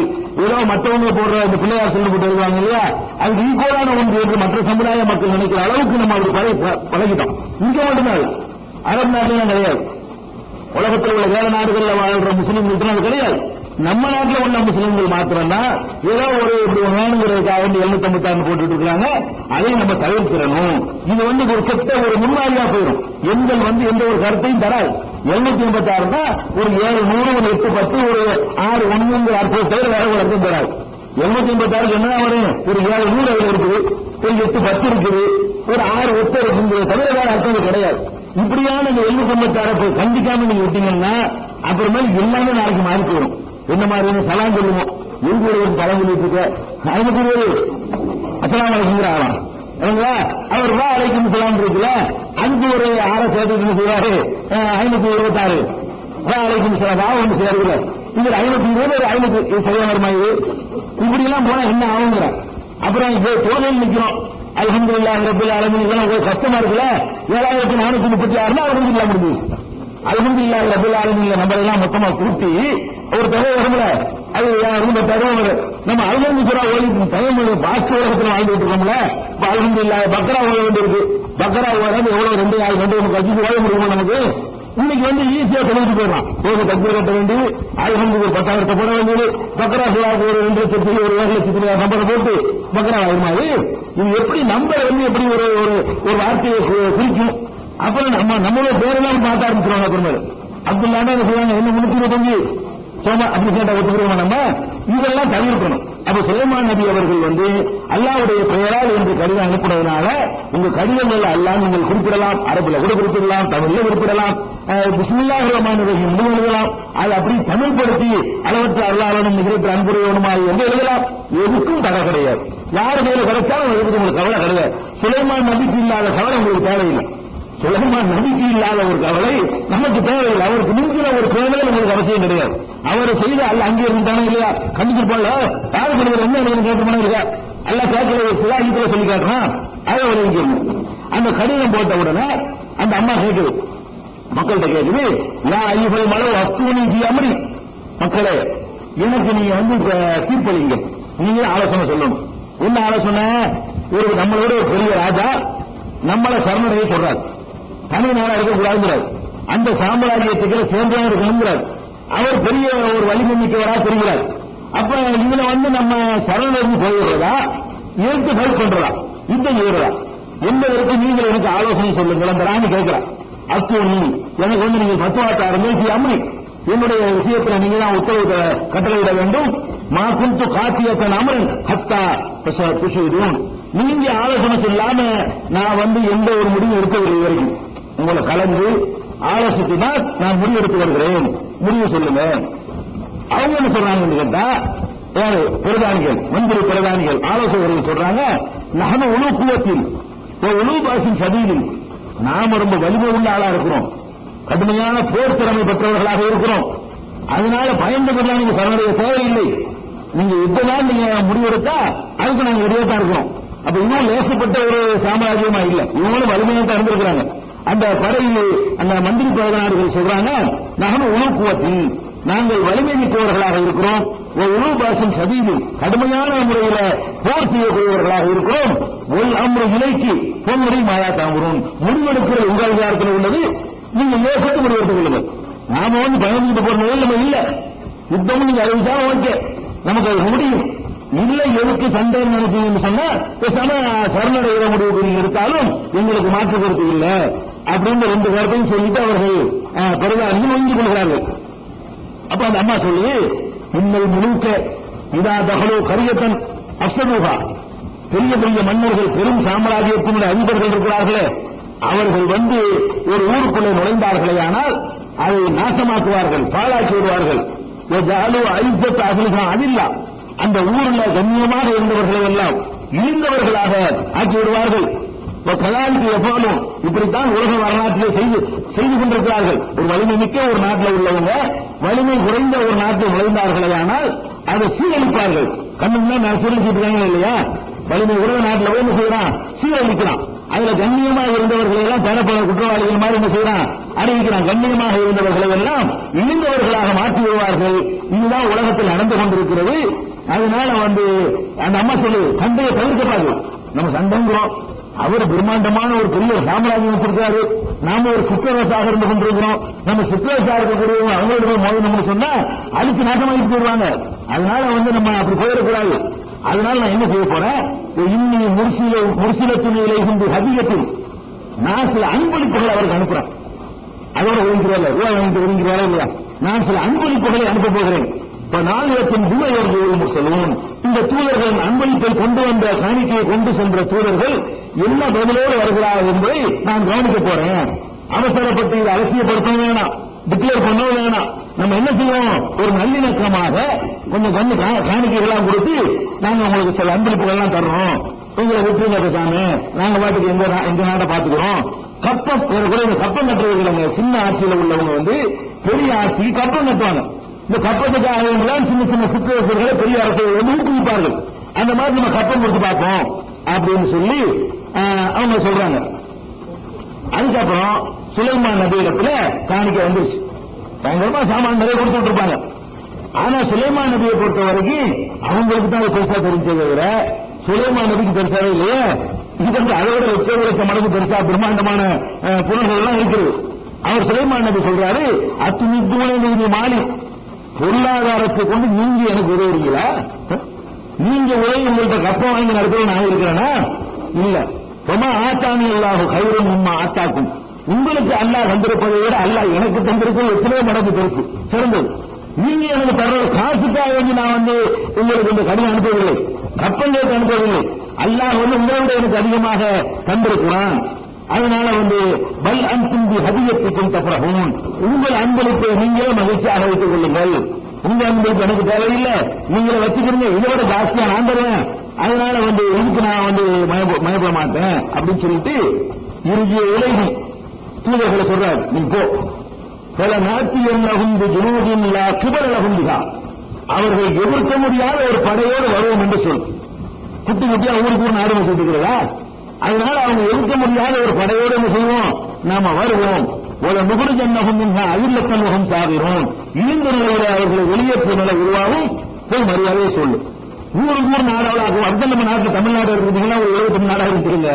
அந்த காலத்தில் நாடுன்னு சொன்னா ஒரு இந்தியா மாதிரி ஒரு டெல்டா ஒரு பெரிய அளவுல இருந்தா தான் ஒரு நாடு சுபிட்சமா இருக்க முடியும். அந்த காலத்தில் இருந்தாங்க தஞ்சாவூர் ஒரு நாடு, மதுரை ஒரு நாடு, புதுக்கோட்டை ஒரு நாடு, அதுக்கு ஒரு ராஜா இருப்பாரு, அதுக்கு ஒரு அரண்மனை, அந்த ஊர் தான் நாடு. அது புதுக்கோட்டை ஒரு நாடு, ராமநாதபுரம் அது ஒரு நாடு, வேலூர் அது ஒரு நாடு, மகாபலிபுரம் அது ஒரு நாடு. இப்படி ஊருக்கு ஊர் கிராமத்துக்கு கிராமம் சில நாடுகள் பார்த்தோம்னு சொன்ன அன்னைக்கு அதெல்லாம் பட்டிக்காடு மாதிரி இருக்கு. அது ஒரு நாடாக இருக்கு. சிவகங்கை தான் ஒரு நாடு. அந்த காலத்துல சிவகங்கை இருக்கு, சிவகங்கை சீமை சொல்றது. சிவகங்கை ஒரு நாடு. இப்பவே மற்ற மாவட்ட தலைநகரத்துக்கு கூட அது இல்லை. அவ்வளவு சின்ன ஒரு அப்ப எப்படி பார்த்துக்கிடுங்க. சும்மா ஒரு 50 வீடு இருக்கு, ஒரு 2 தெருவு இருக்கு, அது ஒரு நாடு. அப்ப இந்த மாதிரி எல்லாம் ஊருக்கு நாடு வச்சுட்டு இருந்தா மக்களுக்கு நன்மை தராது. அதுக்குதான் அவங்க சொல்றாங்க, நான் ஒரு பெரிய சாம்ராஜ்யம் வச்சுட்டு இருக்கேன், நீ பக்கத்துல ஒரு சின்ன நாடு வச்சுட்டு சரியா வராது. அதனால எதிர்க்க முடியாத படையோடு வருங்க அப்படின்னு சொல்றாங்க. சொல்லி அனுப்பிட்டாங்க. அனுப்பிட்டு தூதர்கள் போய்கிட்டு இருக்காங்க. அதுக்கு ஒரு வேலை பண்றாரு. சுலைமான் நபி செய்யறாரு, ஒரு வேலை பண்றாரு. பிரமுகர்கள் எல்லாம் கூப்பிடுறாரு. பிரமுகர்கள் யார் இருப்பா? ஜின்னு இருக்கும், சைத்தான் இருக்கும், மனிதர்கள் எல்லாம் இருப்பாங்க. எல்லாரும் இருக்கிற சபையில கூப்பிட்டு ஐக்கும் அரசியா கபல அணியாத்துவனி முஸ்லிமீன், அவங்க நமக்கு கட்டுப்பட்டு வருவதற்கு முன்னால் அவருடைய சிம்மாசனத்தை கொண்டு வரணும். இது பதில் சொல்லி அனுப்பிட்டான். அவங்க கண்டிப்பா ஏற்றுமிக்க மாட்டாங்க, வந்துருவாங்க. நாங்க உங்க ஊர்ல சேர்ந்துக்கிறோம், நாங்க தனிநாடு நடத்தல என்றுதான் சொல்ல போறாங்க. அந்த பொம்பளை ஒத்துக்கிட்டு வர்றதுக்கு முன்னாடி அவர் சிம்மாசனம் இங்க வரணும், எனக்கு சேரணும். யார் கொண்டு வருவா அப்படின்னு சுலைமான் நபி கேட்கிறாங்க. அப்ப கால எதிரித்து ஜிம்மி, ஜிம்களை சேர்ந்த எதிரித்து என்ற ஒரு ஜிம்மி சொன்னது, ஆனா ஆத்திக்க பிகி கபல அந்த தக்குவமே மக்கானிகள், உட்கார்ந்து இருக்கிற இடத்துல இருந்து நீங்கள் எந்திரிக்கிறதுக்குள்ள, உட்கார்ந்து இருக்கிறதுல இருந்து உட்கார்ந்து எந்திரிக்க எவ்வளவு ஆகும்? ஒரு 2 செகண்ட் ஆகுமா? அவ்வளவுதான். இந்த 2 செகண்டுக்குள்ள என்ன செய்வேன், நான் உங்களுக்கு கொண்டு வந்துடுவேன். இப்ப உத்தரவு போடுங்க, நீங்க உட்கார்ந்து எந்திரிக்கிறதுல இங்க இருக்கும். எங்க இருந்த சபை நாட்டில் இருக்கக்கூடிய ஒரு சிம்மாசனம் நீங்கள் உட்கார்ந்து எந்திரிக்கிறதுக்குள்ள என்ன செய்ய உங்க கண்ணுக்கு முன்னாடி இருக்கும், அதை நான் கொண்டு வந்துடுவேன் சொல்லிட்டு அந்த ஜிம்மு சொல்லுது, இன்னி அழகில கவியும் நன்னி, நான் அதுக்கு வலிமை உள்ளவன், நான் நம்பிக்கையான ஓட மாட்டேன், அதே நேரத்தில் எனக்கு வலிமை இருக்கிறது அப்படின்னு ஒரு சின்ன சொல்லுது. காலையில் எந்த ஒரு இல்முமினல் கிதாப், வேதத்தின் அறிவு உள்ள வேதத்தின் அறிவு பெற்ற இன்னொன்று சொன்னது. ஆனா ஆப்பிக்க பிறகு கபலாகி ஏற்பட்ட இலைக்க தரப்புகள் உட்கார்ந்து எந்திரிக்கிறது கூட கொஞ்சம் நேரம் அதிகமாகும். கண்மூடி திறப்பதே என்ன அதை விட பாஸ்ட். கண்ணை முடித்திருக்க ஆகும்.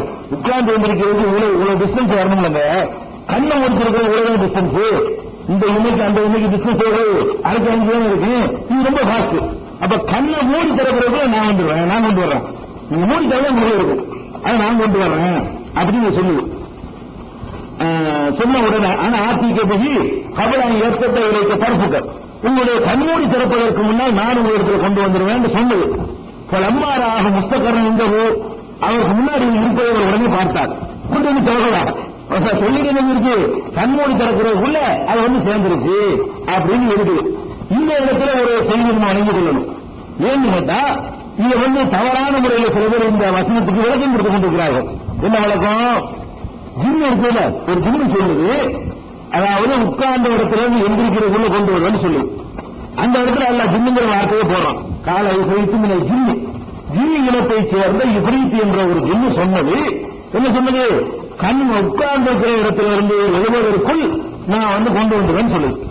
ரெண்டாவது சொல்றதுல இன்னொன்னு, அதுக்கு ஜிம்முங்கிற வார்த்தையெல்லாம் போடல.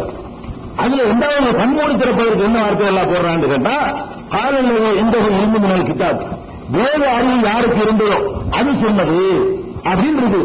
இது மனுஷன் தான், இது அவுளியாவை சொல்லுங்க. சில விளக்க உதவியாளர் என்ன பண்றாங்கன்னு கேட்டா, இது வந்து ஜிம்மு தான் அதை சொன்னிச்சு, வேதத்தின் அறிவு பெற்றதுன்னு இருக்கிறார். இது வந்து ஜிம்ம சொல்லல. மனிதர்களே அப்படி ஒரு ஆற்றல் மிக்கவர்கள் இருந்தாங்க, ஜிம்மையெல்லாம் மிங்கக்கூடிய அளவுக்கு. அந்த மனிதர் தான் ஒருத்தர் சொன்னார், அவர் வேத அறிவுலாம் இருந்தது, கிதாபை பற்றி அறிவு இருந்தலாம். அந்த வேத அறிவு பெற்ற இன்னொன்று வருவல, அந்த இன்னொன்று என்பது மனிதனைத்தான் குறிக்கிறது. அதுதான் அந்த மனித மகான் தான் சொன்னாரு, நான் கண்ண மூடி திறக்கிறத கொண்டு வரேன்னு சொன்னாரு. ஜிம்மு சொன்னிச்சு உட்கார்ந்து இருக்கிறத எந்திரிக்கிறத கொண்டு வருவாரு. மகான் சொன்னாரு, என்ன சொன்னாரு? கண்ண மூடி திறக்கிறத கொண்டு வந்துடுவேன், மகான் தான் வச்சுக்கிறேன்னு சொல்லி அதை வந்து பாதிடுறாங்க. இந்த இடத்துல ஜிம்மு என்றும் சொல்லப்படவில்லை, மனிதன் என்றும் சொல்லப்படவில்லை. யாரிடம் வேத அறிவு உள்ளதோ அவர் சொன்னார்னு இருக்கு. அவருங்கிறது ஜிம்மையும் குறிக்கும், மனுஷனையும் குறிக்கும். இப்ப இவங்க என்ன எதாச்சு சொல்றாங்க, ஜிம்முன்ற வார்த்தை இல்லாததுனால இது மனிதர்கள் தான் சொல்லிட்டு அதுல இருந்து எக்ஸ்ட்ரா டெவலப் பண்றது. ஜிம்மு ஆற்றல் முக்கியம்தான், ஆனா ஜிம்மை விட மகானுக்கு ஆற்றல் கூட. மகான்கள் நினைச்சாங்கன்னு சொன்னா கண்ண மூடி திறக்கிற போல ஒண்ணு கொண்டு வந்துருவாங்கன்னு இப்படி எக்ஸ்ட்ரா சேர்த்து கொண்டு போகிறார்கள். ஆனா ஒரு விஷயத்தை வழங்கிக் கொள்ள வேண்டும், குர்ஆன் முழுவதும் நம்ம ஆராய்ச்சி பண்ணோம்னு சொன்னா மனிதனுக்கு என்ன ஆற்றல் என்பதை அல்லாஹ் வரையறுத்து சொல்றான். ஜின்களுக்கு என்ன ஆற்றல் என்பதை நம்ம வரையறுத்து சொல்றான். மனிதனுடைய ஆற்றலுக்கு ஜின் ஆற்றல் நீங்க பார்த்தீங்கன்னு சொன்னா மனிதனை விட பல பல பல 100 மடங்கு ஜின்களுக்கு ஆற்றல் இருந்ததாக திருமலை குர்ஆன் சொல்லு. மனிதர்கள்ல யாருக்கு இப்படி ஒரு ஆற்றல் இருந்தா அல்லாஹ் சொல்லவே இல்லை. இந்த பறவை பார்த்துட்டு என்று சொல்றதுக்கு முன்னாடி சுலைமான் நபிக்கே தெரியல, இவருக்கு முந்திர ஒரு ஆளா நான் சொல்ல இது மனிதர் தான் இவர் செய்யறாருன்னு சொன்னா சுலைமான் நபியை அதுக்கு அனுமதி கேட்கிற, அதுக்கு மேல அவர் செஞ்சுருவார. சுலைமான் நபி அவருக்கு உள்ள ஒரு வேதம் கொடுத்த மகானில கொண்டு வந்தார்னு சொன்னா அதுக்கு மேல பெரிய மகான் சுலைமான் நபி தானே. ஒரு இந்த மகானை விட ஒரு நபி வந்து பெரிய மகான் தானே. அவர் எவ்வளவு நேரத்தா டைம் செலவழிக்க வேண்டியிருக்கு. கண்மூடி திறக்கிறதான, கண் மூடுறது வந்து அவரை கொண்டு வருவார. மக்கள் கூட்டி வச்சுக்கிட்டு யாரு கொண்டு வரீங்கன்னு கேட்க தேவையே இல்லை. மகானுக்கு அந்த ஆற்றல் இருக்குமே. ஆனால் சுலைமான் நபி கூட்டி பாருங்க, வேடிக்கை பாருங்க, இப்ப இங்க இருக்குன்னு சொல்லியிருப்பாரு. எப்படி சொல்லியிருப்பாரு? இப்ப நான் பாருங்க ஒரு செகண்ட்ல போயிட்டு திருப்பி கொண்டு வருவார், நான் கொண்டு வந்து வைக்கிறேன் அப்படின்னு அவர் சொல்லியிருப்பாரு. அவரையே வேலை வாங்கினாரு. வேலை வாங்கினதே விளங்கு மனுஷன் வாங்கல, ஜிம்முக்கு தான் அந்த ஆற்றல் கொடுத்துருக்கலாம். ஜிம்களை பொறுத்த வரைக்கும் இந்த விரைவு வேகம் இருக்குல்ல, வேகம் எப்படிப்பட்ட வேகம்னு சொன்னா இப்ப சந்திர மண்டலத்துக்கு போறேங்க, இன்றைய இடத்துல போறதுக்கு எவ்வளவு நாள் ஆகும்? செவ்வாய்க்கு போறேங்கிறான், எவ்வளவு காலம் பிடிக்குது? இவ்வளவு பாஸ்டான வாகனம் கண்டுபிடிச்ச பிறகு கூட. ஆனா ஜிம்ல என்னன்னு கேட்டா இதெல்லாம் தாண்டி முதல் வாரம் இருக்க அங்க போய் ஒட்டுக்கட்டு வந்துடுறான்.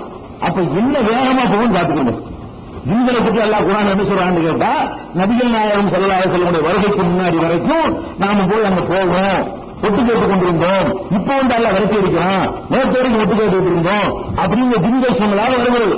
முதல் வானம் என்பது எங்க இருக்கிறது?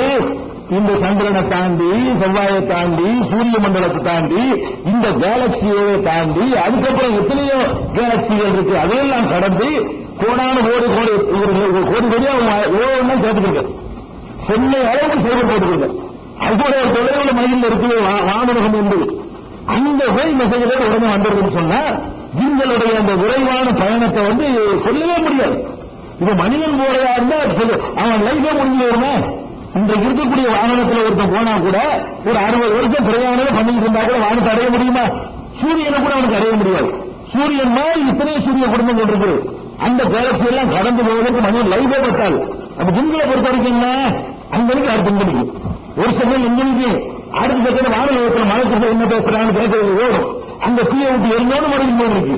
இவ்வளவு ஃபாஸ்டா போகக்கூடிய சக்தி மனுஷனுக்கு கொடுக்கப்படல, ஜின்னுக்கு கொடுக்கப்பட்டிருக்கு.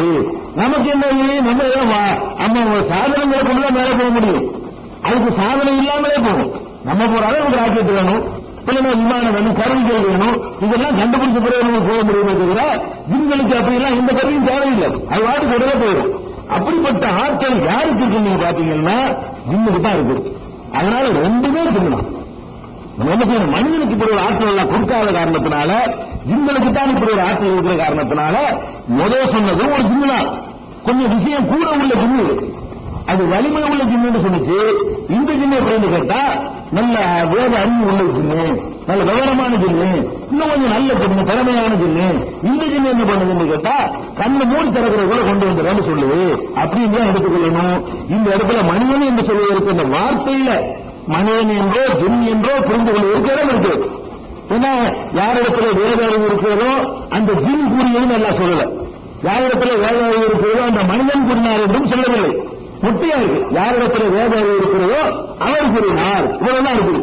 இந்த அவருக்கு சொல்ல வச்சு பாத்தீங்கன்னா மனுஷன் என்றும் இதுக்கு அர்த்தம் கொடுக்கலாம், ஜின் என்றும் கொடுக்கலாம். சொல்ல வச்சு பாத்தீங்கன்னா, ஆனா ஜின்னா என்ன மனுஷன் தான் என்ன ஆய்வு பண்ணிக்கிட்டு பாத்தீங்கன்னா நிச்சயமா இருந்தா தான் இருக்க முடியும். இன்னும் அது ஜின்னா பேசிருக்கு, ஜின்னா பேசுது. இரண்டாவது விஷயம் என்னன்னு கேட்டா இப்படி மனுஷனுக்கு அப்படி இருக்குமே, ஆனால் கண்டிப்பா சுலைமான் நபிக்கே இருந்திருக்கும், அவருக்கு இங்க இருப்பார். இதெல்லாம் செஞ்சு பார்த்தோம்னு சொன்னா இது ஜின்னையே ரெண்டு ஜின்னு, ஒரு ஜின் இப்படி சொல்லுது, ஒரு ஜின் அப்படி சொல்லுது. சரி, பலமார் ஆகும் முஸ்தகரன் உண்டு. அவருக்கு முன்னாடி உடனே அந்த சிம்மாசனம் இருக்கு. இருந்த உடனே அப்பதான் சுலைமான் நபி சொல்றாங்க, என்ன சொல்றாங்க, ஆதாரம் பலு ரப்பியை, இது என்னுடைய இறைவனுடைய அருட்கூட. எப்படிப்பட்ட ஆட்கள் அங்க இருக்க சிம்மாசனத்தை அடுத்த செகண்ட் அதே செகண்ட்ல இங்க முன்னாடி வைக்கிறதா இருந்தா எவ்வளவு பெரிய அருட்கூட. இது என் இறைவனுடைய அருட்கூடை. இது எவ்வளவு நீ அஸ்கூராம அப்பு, நான் நன்றி செலுத்துகிறேனா அல்லது நன்றி மறக்கிறேனா என்று என்னை இறைவன் சோதிப்பதற்கு தந்திருக்கிறான். இதான் நம்ம அல்ல அருளை தரும்பொழுதெல்லாம் சொல்ல வேண்டிய வாசம். நம்ம நல்ல பெரிய பணத்தை தந்துருவோம், நான் ரொம்ப நல்லவன் ஆயிட்டேன், அதுதான் இருந்திருக்கிறான். நல்லவனானதான் தரது கிடையாது, சோதிக்கிறது தருவான். அல்ல எந்த அருளை தந்தாலும் இந்த காசுக்கு போய் எப்படி நடக்கிற, இந்த செல்வத்துக்கு போய் நடக்கிற, இந்த பதவிக்கு பிறகு எப்படி நடக்கிற, நீ சுலைமான் கரெக்டா புரிஞ்சிருக்கிற. இவ்வளவு ஆட்களை பார்த்த பிறகு கூட இது சோதிக்கணுமோ ஒரு விஷயம் இருக்கு. அல்ல நம்ம சோதிச்சு பார்க்கறான், நம்ம எப்படி போறோங்கிறதுக்காக வேண்டி இப்படி எல்லாம் கூட செஞ்சு காட்டுறான். அல்லாண்டு அப்படியே நினைச்சாரு. அப்படி நினைச்சவருக்கு தான் அல்ல கொடுக்கணும். அம்மன் அவ்வளவுதான் நாசமாக்கி போகணும், நாட்டை எவ்வளவு எடுத்து விடுவோம். அப்ப அவர் சொல்றாரு, எவ்வளவு நீ அஸ்கூராவும் அஸ்கூர், நான் நன்றி செலுத்துகிறேனா நிராகரிக்கிறேனா என்று என்னை சோதிப்பதற்காக வேண்டி அல்லாஹ் கொடுத்த அழைப்புட. ஒமன் சக்கர இன்னமா எஸ்குரிய நிறுத்தி ஒருவன் நன்றியோடு நடந்து கொண்டால் அவன் தனக்காகத்தான் நடந்து கொள்கிறான். அல்லாஹ்வுடைய நாள் இந்த கிரேடு ஏறப்படும் இல்லை. நான் நன்றி செலுத்துறேன்னு சொன்னா உடனே அல்லாஹ்வுடைய கிரேடு ஏறி போயிருமா? எனக்கு நல்ல மறுமையில தன்னுடைய நன்மைக்காகத்தான் நன்றி செலுத்துகிறான். ஒமன் கபர எவனவே நன்றி செலுத்த நிராகரித்து விட்டார்களே, ஆனால் இன்ன ரப்பி கனியும் கரு, என்னுடைய இறைவன் எந்த தேவையும் இல்லாதவன், அவன் ஏற்கனவே அவன் கண்ணியமானவன். அதனால நீங்க நன்றி செலுத்தாவிட்டால் உடனே ஒருவன் குறைஞ்சு விடாது. இது அல்லாஹ்வுக்கு தெரியும். எனக்காக நான் செய்யறேன். நான் நன்றி செலுத்தினால் அவனுக்கு எந்த ஒரு நன்மை அதனால கிடையாது, எனக்கு நன்மை. நான் நன்றி மறந்தால் அதனால அவனுக்கு எந்த ஒரு கேடும் கிடையாது, எனக்கு தான் அதுல கேடாகும் அப்படின்னு சொல்லி இவருடைய ஆற்றலை பார்த்து விட்டு அவர் சொல்றாரு. சொல்லி என்ன பண்றாருன்னு கேட்டா, அந்த சிம்மாசனத்தை கொண்டு வந்து வச்சாச்சு. அந்த பொம்பளை புறப்பட்டு வருது. புறப்படுறதுக்கு அதாவது புறப்பட்டு விட்டு வெளியே நினைச்சு வெளியேறின பிறகு சிம்மாசனம் வீட்டுக்கு வந்துட்டாங்க. அந்த பொம்பளை வந்து சேர்றதுக்கு ஒரு நாள் ஆகும்ல, பக்கத்து ஊர்ல இருந்து வர்றா இருந்தாலும் ஒரு 3 நாள் 4 நாள் ஒட்டகத்துல வந்தாலும் குதிரையில வந்தாலும் எப்படி வந்தாலும் ஒரு கணிசமான ஒரு தூரம் தான் இருக்கு. சுலைமான் நபிக்கு தெரியலன்னு சொன்னா கொஞ்சம் லாங் தூரத்துல வந்துருக்கணும். அதாவது ஒரு 200-300 கிலோமீட்டர் தொலைவில் இருந்திருக்கணும். அவ்வளவு தூரத்தை வந்து சேர்வதற்கு சில நாட்கள் தான் பிடிக்கும். அதுக்குள்ள சுலைமான் நபி என்ன பண்றாங்கன்னா, இந்த சிம்மாசனத்துல சின்ன மாறுதல் இருக்கும் செய்யும், சில மாற்றங்களை செய்யணும். அந்த பொம்பளை வரும்போது பார்க்கும்போது அதே மாதிரி இருக்கக்கூடாது. அதனால அந்த சிம்மாசனத்தை வந்து நீங்க என்ன செய்ய, கொஞ்சம் மாற்றி அமையுங்கள். நக்கிருலக அரசரா அந்த பொண்ணுடைய சிம்மாசனத்தை கொஞ்சம் மாற்றி அமையுங்க. மாற்றின பிறகு இது நம்ம தான் கண்டுபிடிக்கிறாரே பார்ப்போம் அப்படின்னு சொல்றாரு. சுலைமான் நபி சொல்றாரு, நீங்க என்னுடைய சிம்மாசனத்தை நீங்க மாற்றிருக்கிறீங்க அப்படின்னு கண்டுபிடிச்சிக்கிறீங்களா இல்லையாங்கிற மாதிரி அதே மாதிரி வைக்காம ஒரு சின்ன மாற்றத்தை பண்ணிக்கணும். நம்ம இது மாதிரி இருக்கிற அப்படின்னு நினைக்கணும். நம்ம சிம்மாசனம் தான் இந்த பொருளை தெரியக்கூடாது, அப்படி மாற்றுங்க அப்படின்னு சொல்லிடுறாரு. சொன்ன உடனே பழம்மாஜா அந்த பெண் வந்து சேர்ந்து விட்டார். ஒன்னு கட்டுப்பட்டு நடக்கணும் அப்படின்னு அந்த நாட்டை ஒப்படைக்கிறதுக்காக வேண்டி அந்த பொம்பளை வந்துருச்சு. கீழே ஹாக்கல அரிசிக்கு உன்னுடைய சிம்மாசனம் இந்த மாதிரி தான் இருக்குமா? அவன் சிம்மாசனத்தை காட்டி சுலைமான் நபி கேட்கிறாங்க, ஹாக்கல அரிசிக்கு உன்னுடைய சிம்மாசனம் அந்த மாதிரி தான் இருக்குமா அப்படின்னு கேட்கிறார். சின்ன மாற்றம் பண்ணிருக்கிறாரு. அந்த பொம்பளை சொல்றது அன்னகு சுவர் அது மாதிரி தான் தெரியுது, இதே மாதிரி தான் இருக்கணும். இல்லையான்னு சொல்ல முடியல, ஏன்னா அவர் மாற்றிட்டு இருக்கணும். ஏதோ முஸ்லீம் கலரை மாத்திருப்பாரு, வேற ஏதாவது கொஞ்சம் சேர்ந்து பண்ணிருப்பாரு, குசலை மாத்திருப்பாரு, ஒரு பிரிவு மாத்திருப்பாரு, எதுவும் மாத்திட்டாரு. அது மாதிரி தான் தெரியுது அப்படின்னு சுலைமான் நபி சொல்றாங்க. உங்களுக்கு எல்லாம் நீங்க அறிவாளா உங்களுக்கு தந்திருக்கிறான் வழங்குதா, நீங்க அங்க புறப்படும்போது நாங்க வேணா வச்சுக்கிட்டோம், உங்களுக்கு சொந்த சிம்மாசனம் தான் அப்படின்னு உங்களுக்கு என்ன செய்றாரு சுலைமான் நபி விளக்கினார் என்று சொல்லி இதை வந்து நல்லா சொல்லி காட்டோம். அப்ப இது என்ன இந்த தொடர்ச்சியா உள்ள சம்பவங்கள். அப்ப இந்த ஜின்னு என்ற ஒரு வலிமையான சக்தியை கொண்டு பக்கத்து நாடுகளை எல்லாம் தன்னுடைய ஆளுகள் என்கிற சுலைமான் நபி அவர்கள் கொண்டு வந்தார்கள் என்ற விவரமும் இதில் பெறுகிறது. இதுல வந்து இன்னொரு செய்தி தொடர்ச்சி என்ன இருக்குன்னு கேட்டா, இந்த சுலைமான் நபி அரண்மனைக்கு வருகிற அந்த அம்மா வரும்போது அல்ல எப்படிப்பட்ட பாக்கியத்தை அவர் கொடுத்திருக்கான்னு பாருங்க. உள்ள வரும்போது என்ன பளிங்கு கல் போட்டிருக்காரு, கண்ணாடியிலேயே பழிச்ச மாதிரி இருக்குது. அதை பார்த்தா தூரத்திலிருந்து பார்த்தா தண்ணி மாதிரி தெரியுது. பார்த்தா எப்படி தரையெல்லாம் தண்ணி நினைத்துக் கொண்டு தண்ணியில் நடக்கும்போது லேசா ஆடையை தூக்கி நடப்பாங்க இல்லையா, காலில் நினையாம கீழே ஆடையில் நினைக்கூடாதுக்காக வேண்டி அந்த பொம்பளை என்ன செய்யணும் கேட்டா, அந்த உள்ள நுழையும் அரண்மனைக்குள்ள நுழையும் பொழுது தண்ணீரை ஊற்றி வச்சுக்கிறாங்களேன்னு சொல்லிட்டு அது லேசாக ஆடையை தூக்கி நடந்து வந்தது. அந்த அளவுக்கு அவருக்கு வந்து ஒரு செழிப்பான ஒரு வாழ்க்கையை கொடுத்துருந்தோம் எல்லாம் சொல்லி காட்டான். அது சாதாரண ஒரு தரையில தண்ணீர் கொட்டி இருக்கிற மாதிரி தெரிகிறாங்க. எவ்வளவு பெரிய நுணுக்கமான வேலைப்பாடு இருக்கணும். தண்ணி நினைக்கிறதே இருக்கு, அந்த பளபளப்பு அவங்களுக்கு இருக்குன்னு கேட்டா நம்ம காலத்துல கூட அப்படியான ஒரு டெக்னாலஜி இருக்கிற மாதிரி தெரியல. அவருக்கு ஜின்னு செய்தாரு வந்து கொடுத்த காரணத்தினால நம்மளுக்கு முன்னின டெக்னாலஜியை கொண்டு செஞ்சதுனால அது என்ன இருக்குது, அந்த அரண்மனையுடைய தரையெல்லாம் பாத்தீங்கன்னு சொன்னா பார்த்தா தண்ணி மாதிரி தான் தெரியும், கண்ணாடி மாதிரி பல பலன் இருக்கும். நம்ம முகமெல்லாம் தெரியும், தண்ணியில முகம் தெரியும் இல்லையா, அந்த மாதிரியான ஒரு ஃபீலிங் உண்டாகும். அப்படியான ஒரு நிலையில இருந்தது என்பதையும் இதுல வந்து எல்லாம் சொல்லி காட்டுறோம். இதுல இன்னொரு விஷயமும் இருக்குது. அதாவது இது வந்து 27-44 வருது. அல்லாஹ் வந்து நமக்கு வந்து ஒரு செழிப்பான வாழ்க்கையை தந்தா, பணம் காசுகளை தந்தா, நல்ல சொகுசான முறையில அந்த வீடு வாசல் அமைத்துக் கொள்வது குற்றம் கிடையாது. ஒரு சுலைமான் நபிக்கு அல்லாஹ் கொடுத்திருக்கான நபிக்கு தான் அல்லாஹ் கொடுத்திருக்கானா, இதெல்லாம் வந்து இறைவனை மறக்கக்கூடிய இறைநிலை இருக்கணும். சுலைமான் நபி மாதிரி இருக்கணும். என்னை சோதனைகள் எல்லாம் தந்திருக்கிறான், நான் இதெல்லாம் செஞ்சால் அவனுக்குரிய கடமைகளை இந்த சொகுசுகள்னால என்னுடைய வணக்க வழிபாடுகள் எல்லாம் விற்க மாட்டேன். நல்ல சொகுசா உள்ள நல்ல கார் இருக்கா, நல்லா யூஸ் பண்ணிக்கிறோம். 1 லட்சம் இல்லாம கார்ல போறோம்னு கேட்கக்கூடாது. இல்ல குடிசையில வாழாமல் நீங்க பங்களாவை வாழ்றதுன்னு கேட்கக்கூடாது. பங்களாவிலையும் வாழலாம், அல்ல ரெண்டாவது செய்யலாம், அரண்மனை கூட கட்டிக்கிட்டு வாழலாம். ஹலாலான முறையில சம்பாதிக்கணும். அதுக்கு கொடுக்க வேண்டிய தக்காத்துகளை முறையாக கொடுக்க வேண்டும். மக்களுக்கு செய்ய கடமைகளை ஒழுங்கா செய்ய வேண்டும். அல்லாஹ்வுக்கு செய்யற கடமையை ஒழுங்கா செஞ்சுட்டோம்னு சொன்னா எப்படிப்பட்ட செழிப்பான வாழ்க்கை இந்த உலகத்துல வாழ்வதும் குற்றம் கிடையாது. இவ்வளவு பெரிய பள்ளம் வச்சுக்கிறான், பழைய சோற கீழே சோத்தை போட்டு கும்பலாங்கிற மாதிரி இருக்குது. இதெல்லாம் இறையச்சம் உள்ள செயலாம் பேசக்கூடாது. இறையச்சம் உள்ள செயலா இல்லாட்டி சுலைமான் நபிக்கு அல்லாஹ் என்ன செய்ய மாட்டாங்க, கொடுத்திருக்க மாட்டான். அப்ப அந்த அரண்மனையுடைய அந்த வர்ணனை எல்லாம் பார்க்கும்போது அப்படி சொல்றான், அம்மாரா தூ ஹசிபத்து முக்கியத்தான். அந்த தரையை அந்த அம்மா பார்த்த பொழுது அது என்னமோ தண்ணீர் கிடப்பதாக அதை நினைத்து கசபத்தான் சாத்தைகா தன்னுடைய கரண்டியை விட்டு ஆடையை தூக்கிக் கொண்டே நடந்து வந்தது. ஆனால் உண்மையில என்ன கேட்டா, இன்னொரு சருகும் மர்றதும் கவாரி, அது பளிங்காலான பளபளப்பான தரையிலான தவிர அது தண்ணீர் ஒன்றும் கிடையாது என்று அல்லாஹ் என்ன செய்யணும் சொல்லி காட்டுறான். வந்து நான் வந்து உங்களுக்கு கட்டுப்பட்டு நடக்கிறேன் அப்படின்னு சொல்லியிருக்கு. இதுவும் இந்த சம்பவத்திலும் தெரிந்து கொள்ள வேண்டிய விஷயம். அடுத்தது வந்து சுலைமான் நபிக்கு கொடுத்த இன்னொரு சிறப்பு என்னன்னு கேட்டா, அவருடைய இதுல வந்து காற்று எல்லாம் வசப்படுத்தி கொடுத்துருந்தான் அவருக்கு. காற்று இருக்குல்ல, காற்று ஒரு இடத்துல பஞ்சமா இருக்கு, மழை பெய்யணும், மழை பெய்யணும்னா கண்டிப்பா காற்று வேணும்.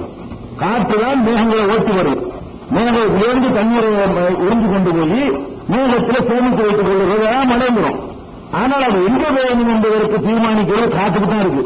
சென்னையில ஒருங்கிற தண்ணியெல்லாம் மேல வச்சுக்கிட்டு அதை கொண்டு என்ன மாவட்டத்தில் கொண்டு போயிட்டு விடுறோம்.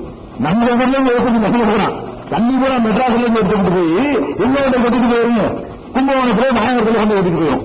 அப்ப அதுக்கு என்ன காரணம்? காற்று தான் காரணம். இந்த காற்றுகள் வந்து மழை மேகத்தை ஓட்டி சென்று அதை தேவையான இடத்துல பொழிய வைக்குது.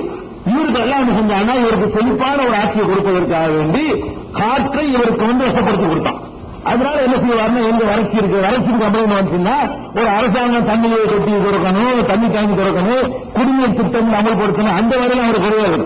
எங்க வறட்சியா இருக்குதோ அந்த மேகத்தை எடுத்து நான் கொண்டு விடும், அது விழுந்துடும். இப்படியான ஒரு எல்லாம் கொடுத்தோம் இறைத்து இருந்ததற்காக வேண்டி அந்த காற்றையும் அவருக்கு வந்து எல்லாம் வசப்படுத்தி கொடுத்தான். 21வது அத்தியாயத்தில் 81வது வசனத்தில் எல்லாம் சொல்லுகிறான், ஒரு சுலைமான ரீஹ, சுலைமானுக்கு காற்றை வசப்படுத்தி கொடுத்தோம். தஜ்ரீபி அமல்கி, அவரது கட்டளைப்படி அதை ஓடும். வசப்படுத்தி கொடுத்தோம் சொன்னா நமக்கு தான் நல்லா காற்றை வசப்படுத்தி வந்திருக்கலாம். சுவாசிக்கிறது சுவாசிக்க முடியாது இல்லையா, சுவாசிக்க முடியாமல் ஆட்சி என்ன இருக்குது, செத்து போயிருக்கும். அப்ப நமக்கும் காற்றை எல்லாம் வசப்படுத்தி வந்திருக்கிறான். சுவாசிக்கிற அளவுக்கு மட்டும் அவருக்கு வசப்படுத்தி கொடுத்தா சொல்லு கேட்கிற அளவுக்கு அவர் சொன்னதை கேட்கும். அப்ப காற்றை அவருக்கு வந்து வசப்படுத்தி கொடுத்தான் அப்படின்னு 21 இருக்குது.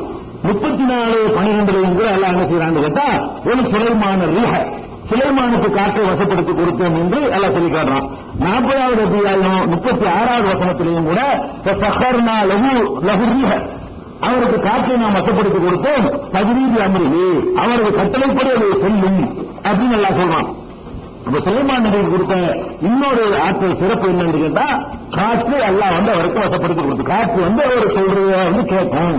அந்த மாதிரி இப்ப நமக்கு நம்ம காற்றை வசப்படுத்திட்டான்னு நீங்க ஒரு புழுதி பேரை விட்டு அமைதியாக காலம் கொடுப்பாங்கல்ல, எப்படி வருதுன்னு ஒரு புழுதி பேரை அடிச்சு பறித்து விட சொன்னோம்னு சொன்னா அதோட எந்த பீரங்கி ராணுவம் அணு ஆயுதமும் என்னது ஆகுறதுங்க, கண்ணு ஒன்றுங்க அந்த மாதிரி ஆட்சி இல்லையா.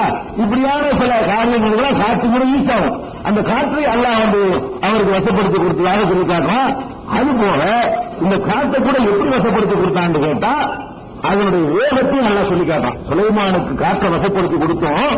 உதுஹா சஹரன் வரவாஹா சஹரன், அந்த காற்று வந்து போறதுக்கு ஒரு மாதம், திருப்பி வாரதுக்கு ஒரு மாதம் எல்லாம் சொல்றோம். அந்த காற்றுடைய வேகம் எவ்வளவு கேட்டா, இங்க அடிக்கிற என் மீது அடிக்கிற காற்று இருக்கிற இப்படியும் போய் திருப்பி வருவதற்கு மொத்தம் 2 மாசம் ஆயிரும் அப்படின்னு நல்லா சொல்றான்.